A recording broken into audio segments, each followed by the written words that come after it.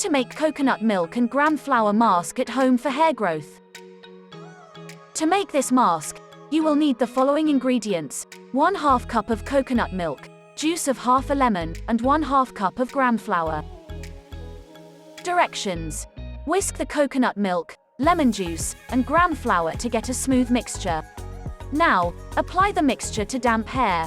Also, massage your scalp with it, and leave it on for 15 minutes. Then, rinse your hair with lukewarm water.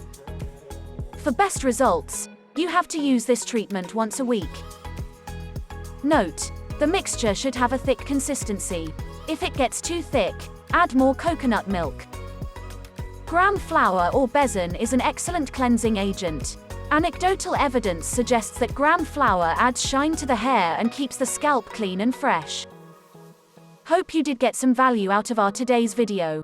If you really did, hit subscribe button, press the bell icon in order to get regular updates from our channel.